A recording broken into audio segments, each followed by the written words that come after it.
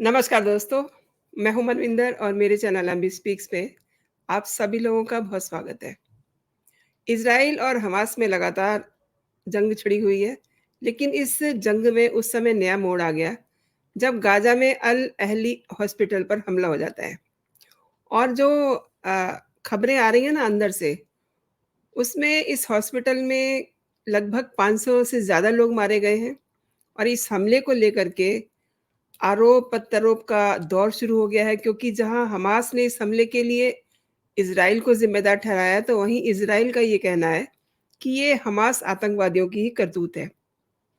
ये भी जान लीजिए कि इज़राइल पर हुए हमले को देखते हुए उसके समर्थन में आने वाले यानी कि समर्थन जताने के लिए अमेरिका के राष्ट्रपति जो बाइडेन भी तेल अवीव पहुँचे हुए हैं, उनकी बातें चल रही हैं। लेकिन बाइडेन के आने से पहले इज़राइल को वो ये कह चुके थे कि गाज़ा पट्टी पे कब्ज़ा करना गलती होगी। तो आज इसी पे बात करते हैं बाइडेन के इज़राइल दौरे से पहले गाज़ा हॉस्पिटल पे जो हमला हुआ है, उसने सारे समीकरण मैस अप कर दिए हैं यानी कि गड़बड़ कर दिए हैं। इज़राइल और हमास के बीच जंग और तेज़ हो गई है और मेरे आज के बहुत ही ख़ास मेहमान हैं, रक्षा सुरक्षा विशेषज्ञ, टेरिटोरियल आर्मी के पूर्व चीफ, अमेरिका से काउंटर टेररिज्म की ट्रेनिंग ले चुके, युद्ध सेवा मेडल से अलंकृत major general A K. Shivaj sir. तो मैं उनको जोड़ लेती हूँ चर्चा में और उन्हीं से जानते हैं कि क्या वजह है। शिवाज सर, आपका बहुत-बहुत स्वागत है मेरे चैनल पे। मेहरबानी Manvinder. Sir, Biden Tel Aviv में है इस समय और उनके वहाँ पहुँचने से पहले ही हॉस्पिटल पर हमास का हमला हुआ है, जबकि बाइडेन के आने की खबर तो वहाँ सभी को होगी। तो आप किस तरीके से देख रहे हैं इस हमले को? बाइडेन के इज़राइल जाने का मकसद भी इज़राइल का समर्थन करना ही है।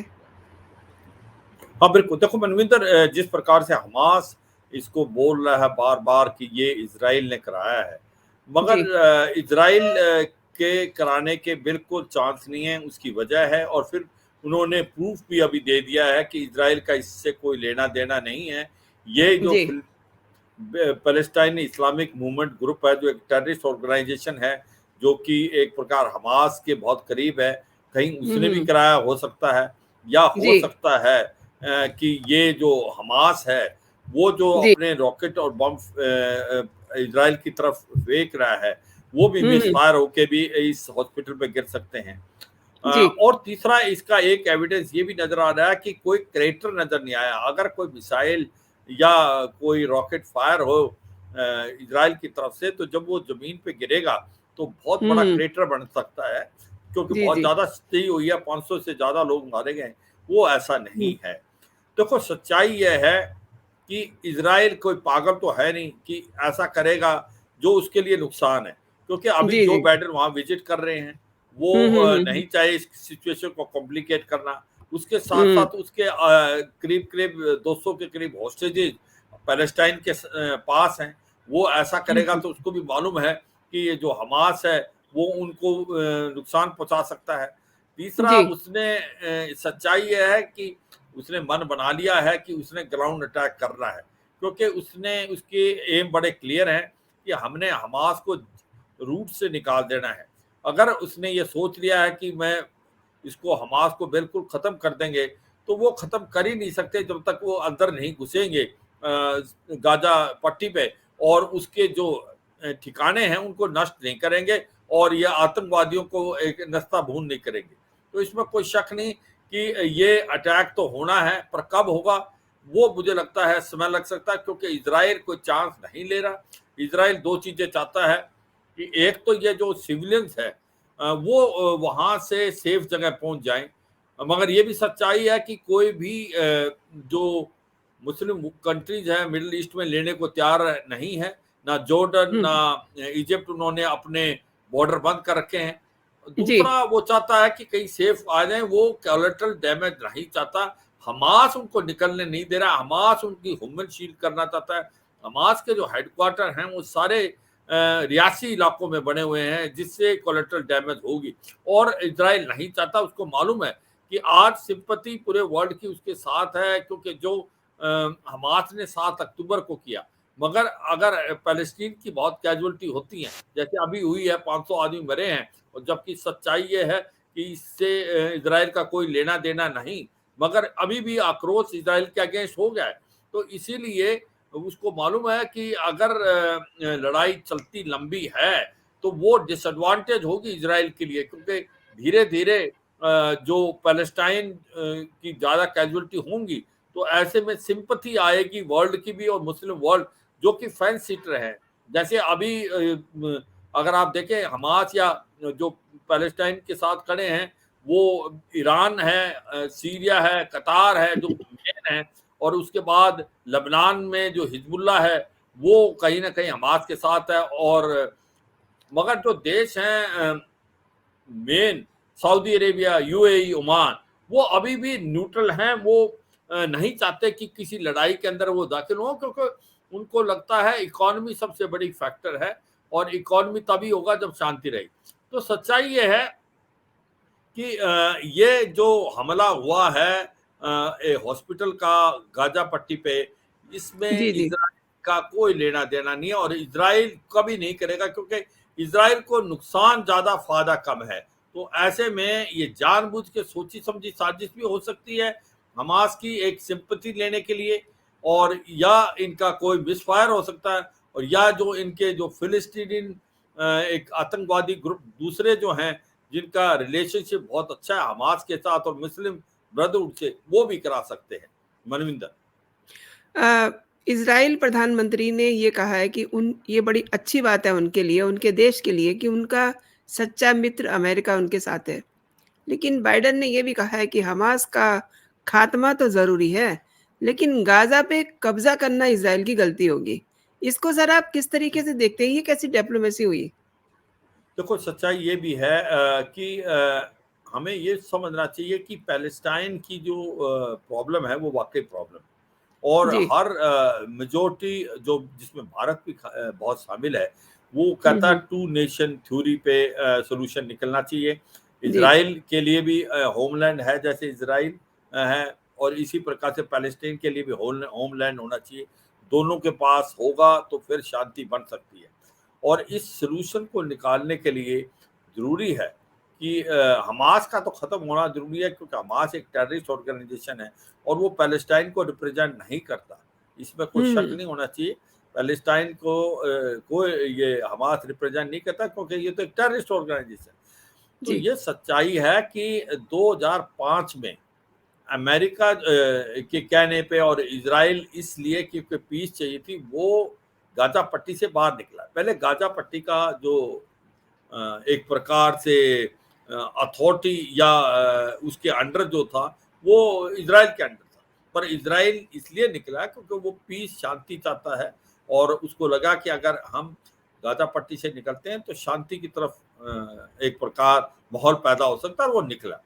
तो ये हुँ, हुँ। सच्चाई है कि अब मेन एम जो है इज़राइल का, वो है हमास का खत्म करना।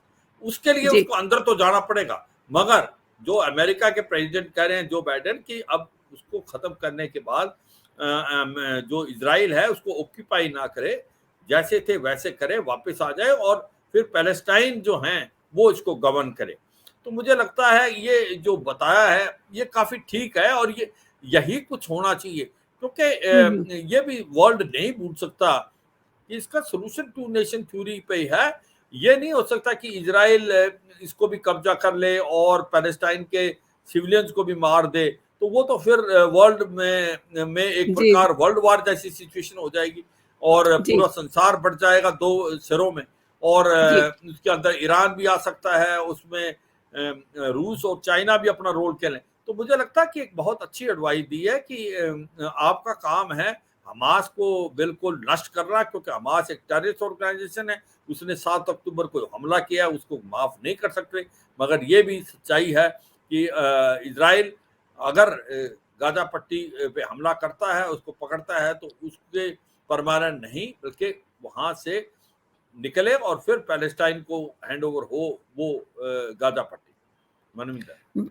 बाइडेन के टेल अवीव पहुँचने के बाद अब ये भी चीज़ें सामने आ रही हैं कि इज़राइल ये चाहता है कि अमेरिका उसे आर्थिक और राजनैतिक मदद करे। लेकिन अब चुनौतियाँ इज़राइल के सामने भी हैं और अमेरिका के सामने भी व्हाट आई थिंक गाज़ा को लेकर के हैं, तो अमेरिका के सामने आई मीन बाइडेन के सामने भी गाज़ा को लेकर के कोई चुनौती है? देखो अमेरिका के लिए ये लड़ाई कोई अपॉर्चुनिटी नहीं। जैसे हर कोई सोचता है कि अपॉर्चुनिटी है, ये रूस और चीन के लिए अपॉर्चुनिटी है, क्योंकि चीन का जो बेल्ट रोड इनिशिएटिव है, वो खटास में पड़ गया जब से बात हो रही है Bharat, Middle East, Europe economic corridor, और इसके जी, अंदर जी। सारे के सारे देश शामिल हैं, जिसमें इज़राइल भी है, यूएई भी, सऊदी अरेबिया, जॉर्डन और ओमान से होते हुए ये जाएगा यूरोप में। बहुत ही वेरी ऑब्वियस। खुशहाली लाएगा, भारत के लिए बहुत अच्छा था। जी, और ये जी। बेल्ट रोड इनिशिएटिव के को एक प्रकार चैलेंज करा था। तो कहीं जी, न जी। कहीं चीन बहुत खुश है कि अगर ये सिचुएशन पैदा हुई है, तो हुँ, क्योंकि ये हुँ। Bharat Middle East Europe corridor तो अभी खटास में पड़ जाएगा। और इसी जी, जी। प्रकार रूस भी चाहता है कि कोई टेंशन बने, तो पूरे वर्ल्ड का ध्यान, नाटो और अमेरिका का ध्यान रूस हुँ, यूक्रेन हुँ। की लड़ाई के बगैर यहाँ मिडल ईस्ट में चला जाए। और क्योंकि उसकी इकॉनमी अच्छा नहीं करी, उसको भी सेटबैक मिले हैं रूस को यूक्रेन के साथ, तो कहीं न कहीं उसका भी यही है, और उनका तालमेल ईरान के साथ भी है। तो ये सच्चाई है कि ये जो एक्टर्स एंड करैक्टर्स हैं, जैसे हम कह रहे हैं कि ईरान क्या इस लड़ाई में आ सकता है? आ सकता है, पर अभी नहीं आएगा, क्योंकि उसको डर है अगर वो आएगा तो अमेरिका के 2 aircraft carrier group USS Eisenhower भी मेडिटेरियन में है, तो उसको जी, जी। मालूम है कि अमेरिका उसको बख्शेगा नहीं। तो ऐसे में जी। शुरू में बिल्कुल नहीं आएगा, शुरू में जो आ सकता है वो हिजबुल्लाह है जो लेबनान से आएगा, मगर बाकी ये लड़ाई अगर स्टार्ट होती है तो ये लड़ाई लंबी जा सकती है, क्योंकि इसकी प्रॉब्लम ये है कि इतना आसान नहीं है हमास को एक प्रकार नेस्तनाबूद करना, क्योंकि वहाँ पर टनल डिफेंसेस है, और वो एक ऐसी डिफेंसेस है जब तक आप अंदर घुसो के मारेंगे नहीं, तब तक उनको नष्ट करना बड़ा मुश्किल है। और ये ऐसी लड़ाई अभी तक देखी नहीं है, ये built up area multi tier defence की लड़ाई होगी। तो हुँ, हुँ। इसलिए लड़ाई शुरू करना तो आसान है, लड़ाई बंद करना बड़ा मुश्किल है। तो ये भी एक बहुत चैलेंज है, और लंबाई लंबी खिंचती है तो फिर बड़ी प्रॉब्लम आएगी इज़राइल के लिए। और फिर ज़्यादा क्या ये लड़ाई लंबी होती है तो कहीं ऐसा तो नहीं ये थर्ड वर्ल्ड वॉर की तरफ तो नहीं चली जाएगी। तो ये सारे जी, जी। परमुटेशन कॉम्बिनेशन हैं और ये हो सकते हैं, क्योंकि जो हो रहा है सिचुएशन वो बहुत ही ज़्यादा फ्लूइड है, और अमेरिका नहीं चाहता ऐसा हो। अमेरिका चाहता है कि कहीं न कहीं कोई समझौता हो, टू नेशन की बात करें, और जो मिडल ईस्ट के दूसरे देश हैं, उनसे बात करके कहीं न कहीं कोई ऐसे सॉल्यूशन पे पहुँचे कि जहाँ शांति बरकरार हो। क्योंकि ज़्यादातर देश शांति चाहते हैं, वो इकॉनमी चाहते हैं, उनको पता है कि ये जो ऑयल है वो कुछ एक सालों का मेहमान है, उसके बाद जो एनर्जी है उसकी वैल्यू नहीं रहेगी। तो वो अपनी इकॉनमी को ओपन अप करना चाहते हैं, वो ऑयल पे ही डिपेंडेंट नहीं होना चाहते, वो टूरिज्म की तरफ जा रहे हैं, वो जो बाकी इंफ्रास्ट्रक्चर में जा रहे हैं, और भारत एक बहुत बड़ी मार्केट है उनके लिए। तो इसलिए वो भी नहीं चाहते कि ऐसी स्थिति पैदा हो। और अमेरिका चाहता है कि कहीं न कहीं बातचीत करके, क्योंकि अमेरिका के रिलेशन सऊदी अरेबिया से भी अच्छे हैं, यूएई से भी, ओमान से भी, वो जॉर्डन जा रहे थे। ये एक प्रकार विडंबना है कि ये जो ढोसला किया है कि एक हॉस्पिटल पे अटैक हुआ, जो जिसका इज़राइल से मुझे नहीं लगता कि कोई लेना-देना है। तो उसको मद्देनज़र रखते हुए ये सच्चाई है कि जॉर्डन में जब जा रहे थे प्रेसिडेंट बाइडेन, तो वो इजिप्ट के प्राइम मिनिस्टर से मिलते और बाकी भी एक्टर कैरेक्टर से मिलते, मगर वो तो अब खटास में पड़ गया, क्योंकि वहाँ अभी वो टूर तो कैंसिल हो गया है। तो ये जी। सच्चाई है कि कहीं थोड़ा बहुत तो सेटबैक है, अगर ये होता तो शांति की तरफ बढ़ते। मगर ये सोचना कि क्या इज़राइल हमला नहीं करेगा गाज़ा पट्टी में, मुझे लगता है वो शायद पॉसिबल नहीं होगा, क्योंकि और कोई तरीका है नहीं कि हमास को कैसे न्यूट्रलाइज़ करेगा इज़राइल, जब तक वो गाज़ा पट्टी के अंदर नहीं घुसेगा। तो ये तो सच्चाई आप है कि इसके लिए अंदर जी। जाना पड़ेगा, और जाएँगे तो आपको पता है जाना अंदर आसान है, पर निकलना बड़ा मुश्किल होगा, और ये लड़ाई लंबी खिंच सकती है। मनविंदर। आप सही कह रहे हैं सर। अदरवाइज़ भी इज़राइल के सामने कई ऐसी चुनौतियाँ हैं। अब गाज़ा में घुसे बिना हमास को डेंट करना पॉसिबल नहीं है ना। आपने हाँ, बिल्कुल। आपने टेररिज़्म पे बहुत काम किया हुआ है। आप समझ सकते हैं कि गाज़ा में कई सुरंगें हैं और द मेन थिंग इज़ कि ये सुरंगें जो हैं, स्कूल के साइड से निकल रही हैं, मस्जिदों के बीच से निकल रही हैं। तो हाउ इट इज़ पॉसिबल कि गाज़ा पे इज़राइल हमला करे? बातें तो बहुत दिन से ये चल रही हैं कि हमास को ख़त्म करना है। हमास को ख़त्म करने के लिए सभी देश इनफैक्ट भारत और उसके दोस्त देश हैं, वो सब चाहते हैं कि हमास का ख़ात्मा हो। और अब अगर प्रैक्टिकली ग्राउंड पे जाकर के देखा जाए, तो गाज़ा पट्टी में जो सुरंगों का नेटवर्क है, शायद से वो इज़राइल के लिए बहुत बड़ी चुनौती है। सर, आप क्या कहते हैं इस बारे में? हाँ, बिल्कुल। देखो, सच्चाई ये है कि जो डिफेंसेस बना रखी हैं जी। हमास ने, वो टनल पे एक प्रकार बेस्ड हैं, और टनल जो है कि वो बहुत मजबूत है और करीब के 15-20 फीट अंदर है। तो इसके ऊपर रॉकेट्स और मिसाइल ऊपर से फायर होंगे, उनका भी कोई इफ़ेक्ट नहीं होगा। और वहाँ पर ये जो टनल्स हैं, ये दूसरे देशों तक जा रही हैं, इजिप्ट में भी जा रही हैं, जॉर्डन में भी जा रही हैं। और ये सच्चाई है कि इसकी लड़ाई आसान नहीं होगी, क्योंकि ये हमास इसका इस्तेमाल करेंगे और इनको नष्ट करने के लिए आपको टनल के अंदर घुसना पड़ेगा, वो बहुत मुश्किल होगा। इसलिए इज़राइल चाहता है कि इसके जाने से पहले उसकी प्रिपरेशन, उसके बारे में ज़्यादा इन्फॉर्मेशन हासिल करना, कि अंदर घुसना, जैसे हम बात कर रहे थे, आसान है, मगर ये लड़ाई लंबी हो सकती है। इसलिए वो ये पूरी प्रैक्टिस करके और पूरा एक प्रकार से तैयारी करके अंदर जाएगा। मगर ये सच्चाई है कि लड़ाई बहुत मुश्किल होने वाली है, स्पेशली ये टनल्स की। और ये जो हैं, इसके अंदर कैजुअलिटी होंगी, वो भी सिविलियंस की कोलेटरल डैमेज से, क्योंकि ये टनल का जो बिछावड़ा है, ये उन इलाकों में ज़्यादा बना हुआ है जहाँ पर स्कूल भी हैं, हॉस्पिटल भी हैं और रियासी जी, एरिया है। वो जानबूझ के बनाया हुआ है हमास ने, एग्ज़ैक्टली। क्योंकि वो ह्यूमन शील्ड का इस्तेमाल करता है। हमास जी। एक टेररिस्ट हो गया है। तो इसलिए वाक़ई सच्चाई है, तभी इज़राइल बार-बार कह रहा था कि सिविलियंस को कि आप यहाँ से निकल जाएँ, और आपको टाइम दिया है। मगर वो बात इसलिए नहीं हो पा रही, उसकी 2 वजह है। एक तो जो मिडल ईस्ट में दूसरे देश हैं, चाहे वो इजिप्ट है, जॉर्डन है, उन्होंने अपना बॉर्डर सील कर दिया है, तो ये जाने के लिए जगह नहीं। इजिप्ट, इज़राइल में वो जा नहीं सकते। और अभी और दूसरा, हमास इनको जाने नहीं दे रहा। हमास इनका इस्तेमाल करना चाहता है ह्यूमन शील्ड की तरह। तो ये सच्चाई है कि काफ़ी बड़ा चैलेंज है, मगर इज़राइल के पास और कोई चॉइस नहीं। जब तक वो अंदर नहीं घुसेगा, तब तक वो एक प्रकार से सक्सीड नहीं हो सकता। हमास को बर्बाद करने के लिए अंदर घुसना ही एक अल्टरनेटिव है। इसके अलावा हमास को नहीं तो आप डिस्ट्रॉय नहीं कर सकते। जो इज़राइल चाहता है आज की तारीख में कि हमास का नामो निशान है। हाँ, मुश्किल बहुत है, पर इम्पॉसिबल नहीं। मगर ये काम तब तक नहीं हो सकता जब तक आप गाज़ा पट्टी के अंदर नहीं घुसेंगे।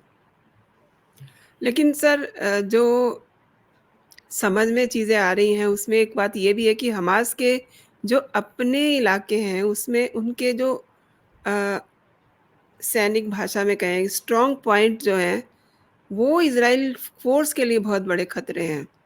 तो हाउ इट इज़ पॉसिबल जो इतने दिनों से इज़राइल भी कह रहा है, हालाँकि अब अगर जो बाइडेन ने ये कहा है कि आप उस पे कब्ज़ा नहीं कीजिए, तो चीज़ें हो सकता है कुछ और शेप लें, लेकिन जो उनके स्ट्रॉन्ग पॉइंट हैं, वो इज़राइल फ़ोर्स के कदम जो हैं, रोक रहे हैं। क्या कहते हैं सर आप?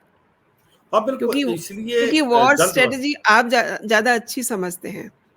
देखो, इसलिए मैंने बताया कि इज़राइल जल्दबाज़ी करके कोई काम नहीं करना चाहता। रूस-यूक्रेन लड़ाई ने एक सबक सिखाया सबको जी। कि रूस एक सेकंड मिलिट्री पावर थी वर्ल्ड की, और यूक्रेन 12वें नंबर की थी। $60 बिलियन से ज़्यादा खर्च करता है रूस अपने मिलिट्री पावर पे। तो सबने सोचा था कि रूस 10 से 12 दिन में पूरे यूक्रेन को हरा देगा और नष्ट कर देगा।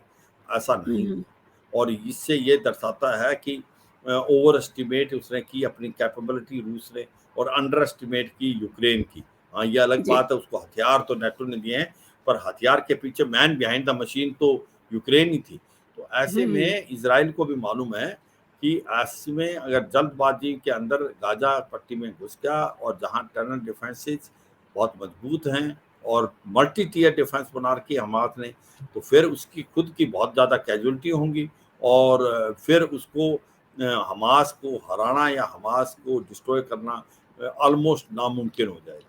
इसलिए जी, वो चाहता है कि टाइम ले, सोच के समझ के ज़्यादा इंटेलिजेंस इंफॉर्मेशन हासिल करे हमास की, कहाँ पर उसकी डिफेंसेस हैं, कैसे हैं, कहाँ से जाएंगे, और उसके बाद कंटीजेंसी प्लानिंग। अगर ये कंटीजेंसी फेल होती तो फिर दूसरी होगी, तीसरी होगी। तो इस टाइप से करके ये जल्दबाजी के नहीं कर रहे कि इसको सोच समझ के जाएंगे। और बाकी आपको जैसे हम डिस्कस कर ही रहे थे कि जी, इसमें कोई शक नहीं, इजराइल को जाना पड़ेगा अगर वो डिस्ट्रॉय करना चाहते हैं, क्योंकि हमास की ताकत है वो टनल डिफेंस है, हमास की ताकत है वेस्ट एग्ज़ैक्टली। गाजा पट्टी है। जब तक आप अंदर नहीं घुसेंगे, ये सोचे जी। कि रॉकेट और मिसाइल से ही बर्बाद कर देंगे, ये हुँ, शायद हुँ। नामुमकिन टाइप है, क्योंकि उनकी जो डिफेंसेस हैं वो मजबूत हैं और उन पे रॉकेट और मिसाइल का असर बहुत कम है, क्योंकि वो जमीन के अंदर बनाई हुई हैं। तो इसलिए ये एक बड़ा चैलेंज है इजराइल के लिए, इतना आसान नहीं होगा। जी, जी। चैलेंज शायद ये भी होगा कि हेलीकॉप्टर के ज़रिए भी वो ज़्यादा बड़ा जोखिम नहीं लेना चाहते होंगे, जो देखो उनकी ये वॉर स्ट्रैटेजी के बारे में जो चीज़ें छन के आ रही हैं बाहर। जी। ऐसा है कि ये बहुत बड़ी लड़ाई होगी, कोई आसान नहीं है कि कोई स्पेशल फोर्सेस का ऑपरेशन होगा, आप हेलीकॉप्टर का इस्तेमाल करेंगे। ये लड़ाई होगी, इसका जो अगर आप अनफोल्ड करें तो एयर पार का इस्तेमाल करेगा इजराइल, सॉफ्टनिंग अप टारगेट करेगा, उनको बर्बाद करने की कोशिश करेगा, उसके जो बड़े बड़े हथियार हैं उसकी जो उसकी खुद की अगर एयरफोर्स है और बाकी मिसाइल रॉकेट का फायर करेगा, आरटी फायर करेगा, सॉफ्टनिंग अप करेगा, मतलब कि असली लड़ाई जाने से पहले कि इन्फेंट्री अंदर घुसे ज्यादा से ज्यादा बर्बादी करेगा, जिससे रजिस्टेंस बड़ा कम हो जाए। तो ये तो टेक्निक है, कैसे किया जाएगा उसको करेगा चारों तरफ से। उसके बाद फिर टैंकों की मदद से ये आगे एडवांस करेगी, इन्फेंट्री साथ में होगी, और जब ये बिल्टअप एरिया में आएगी तो इन्फेंट्री का काम है कि बिल्टअप एरिया क्लियर करना। मगर सबसे बड़ी प्रॉब्लम है टनल्स, उनका कहाँ से अंदर घुसना है, कैसे करना है, इतना आसान नहीं जी, होगा। जी। तो इसका ब्लूप्रिंट क्या इजराइल के पास है या इजराइल इसको कोशिश कर रहा है, क्योंकि ये जो कार्रवाई है बड़ी मुश्किल होगी। ये पहली बार है ऐसी जो टनल डिफेंसेस बना के रखी है हमास ने। तो ये हुँ, हुँ। इसलिए मुझे लगता है इजराइल अपना समय ले रहा है, जल्दबाजी से कोई काम नहीं कर रहा कि जिससे अंदर घुस के फिर आप दलदल में फंस जाए, ना आगे जा जी। सकते ना पीछे जा सकते। तो ऐसा काम नहीं अवॉइड कर रहा है इजराइल, बड़ा कैलिब्रेटेड मूव कर रहा है। मगर ये सच्चाई है कि इजराइल जाएगा जरूर, क्योंकि इसके अलावा कोई चारा नहीं है अगर हमास को खत्म करना। अगर अमेरिका भी इसको मना करेगा तो वो भी नहीं मानेगा, क्योंकि उसको अपने एक अस्तित्व का क्वेश्चन है जी, कि जो 7 अक्टूबर को हुआ उसका अगर जी। बदला नहीं लेता तो फिर the very survival of Israel is in doubt. जी, जी। अ, सर आपने ये कहा कि वो ज़रूर से हमला करेगा, तो ये हमले का तरीका ऊपर वाला होगा या कि ज़मीन पे हमला करेंगे? कैसा उनको अ, बचाव वाला रहेगा ताकि कैज़ुअल्टी भी ना हो और वो कब्ज़ा भी करें? क्योंकि वो बार-बार कह रहे हैं कि हमें वहाँ जाकर के कब्ज़ा ज़रूर करना है। तो कब्जा का मतलब ये नहीं है कि वहां पर परमानेंट रहेंगे। एम ये है कि आप जी, वहां जी। पर जाएंगे तो हुँ, हुँ। इन्फेंट्री को अंदर घुसना पड़ेगा, और जी, जी। उसकी मदद के लिए सब हैं। एयर पार का भी इस्तेमाल होगा, नेवल पार से भी फायरिंग होगी। वो सारी कार्रवाई है कि जो इसके हमास के हेडक्वार्टर्स हैं उनको उनको बर्बाद करने की कोशिश करे, उनको डिमोरलाइज करे, उनका रेजिस्टेंस कम करे, वो रॉकेट से भी मिसाइल से भी। और फिर जी। अंत में इन्फेंट्री घुसेगी आर्मर के साथ, और क्योंकि टैंक्स अंदर नहीं जा सकते बिल्टअप एरिया में, तो फिर हुँ, हुँ। बिल्टअप एरिया में इन्फेंट्री जाती है, घुसती है। तो ये जो ऐसे लड़ाई की तरतीब है वैसे होगा। मगर वो उसमें यही सब बार बार कह रहे हैं जो इसको समझ आती है कि क्योंकि हमास की डिफेंसिव टनल डिफेंसिव हैं, उसको इतना आसान नहीं होगा इनको बाहर निकालना और डिस्ट्रॉय करना। इसका मतलब आप बाहर नहीं निकालेंगे हमास को, तो आपको अंदर घुसना पड़ेगा, इतना आसान नहीं है। उसकी एंट्री पॉइंट, एग्जिट पॉइंट कहाँ है, तो ये एक बहुत ही डिफिकल्ट ऑपरेशन है, कॉम्प्लेक्स सिचुएशन है। तो इसलिए इजराइल चांस नहीं ले रहा है। इजराइल मुझे लगता है सोच समझ के जाएगा। 4 दिन में जाए, हफ्ते में जाए, 10 दिन में जाए, वो तो अगला समय ही बताएगा, मगर वो कोई रिस्क नहीं लेना चाहता है इस समय में। और दूसरा, जो उसके 200 के करीब होस्टेजेज हैं, उनका क्या होगा, क्योंकि वो नहीं चाहता कि उनको कोई नुकसान हो। तो ये भी एक बड़ा इंपॉर्टेंट पॉइंट है मनविंदर, की अभी तक वो अंदर नहीं जी। घुसा है। जी, जी। सर, आपका एक्सपीरियंस, आपका अनुभव क्या कहता है कि ये लड़ाई अभी और कितने दिन खिंचेगी? या मतलब ये लड़ाई तीसरे विश्व युद्ध की ओर जा रही है? 2 देखो अभी सवाल तो लोग हमसे भी पूछते हैं कि क्या हो रहा है, क्या हो रहा है? तो मैं आपसे पूछ रही हूँ। देखो सच्चाई ये है कि ये लड़ाई लंबी खिंचेगी। इतना आसानी जी। से हमास को नस्ताबूद करना आसान नहीं होगा, मगर कितनी लंबी खिंचेगी वो डिपेंड करता है कि हमास का कितना बड़ा रेजिस्टेंस है। मगर ये छोटी लड़ाई नहीं होगी। क्या ये थर्ड वर्ल्ड वार की तरफ जा सकती है? अभी तो हुँ, ऐसा नहीं लगता, क्योंकि हुँ, हुँ। एक रीजनल ही मूव होगा। अमेरिका इंश्योर करेगा कि actors and character like Iran वो दूर रहे इससे। जी, जी। जो टेररिस्ट ऑर्गेनाइजेशन हैं वो तो साथ आएंगी, चाहे वो हुँ। हमास खुद है या हिजबुल्ला है। ऐसा जी। हो सकता है, पर बाकी देश का आना अभी मुश्किल है। मगर अगर ये लड़ाई बहुत लंबी खिंचती है और सिचुएशन आउट ऑफ कंट्रोल होती है, तो फिर ईरान जैसा देश आ सकता है इस लड़ाई के अंदर टू स्टार्ट विद, और फिर आगे पूरा वर्ल्ड दो धड़ों में बढ़ सकता है। वो क्या होगा वो आगे ही बताया जाएगा, मगर ये मैं कह सकता हूँ अपने व्यूअर्स को कि ये ऑपरेशन बहुत मुश्किल होने वाला है, डिफिकल्ट होने वाला है। इसीलिए इजराइल टाइम ले रहा है, इजराइल अपनी प्लानिंग कर रहा है, अपनी प्रिपरेशन कर रहा है, और जब ये हो जाएगी तभी वो अंदर घुसेगा। मगर इसमें कोई शक नहीं, इजराइल इसके जब तक अंदर नहीं घुसेगा गाजा पट्टी में, तब तक हमास को बर्बाद करना, जड़ से उखाड़ना आसान नहीं है। उसके लिए उसको घुसना ही पड़ेगा, मगर वो समय अपने आप चूज करेगा, क्योंकि वो नहीं चाहता कि जैसे रूस फेल होया है यूक्रेन में, ऐसा कुछ हो। तो ये सच्चाई है, ये लेसन सीख के चल रहे हैं। और जो इसराइल है वो अपनी सभी पावर का इस्तेमाल करेगा, चाहे वो एयर पावर है, चाहे उसकी नेवल पावर है, चाहे उसकी इन्फेंट्री है, आरटी है, आर्मर है। एक पंच देगा हमास को और ट्राई करेगा कि ये ऑपरेशन जल्दी से जल्दी खत्म हो। कितना जल्दी खत्म होगा वो तो समय ही बताएगा, क्योंकि हमास भी के पास भी एक जो उसने 7 अक्टूबर को किया है, उसका अगर आप ट्रेलर देखें और तो ऐसा जी, लगता जी। है कि जी। हमास को हराना इतना आसान नहीं होगा।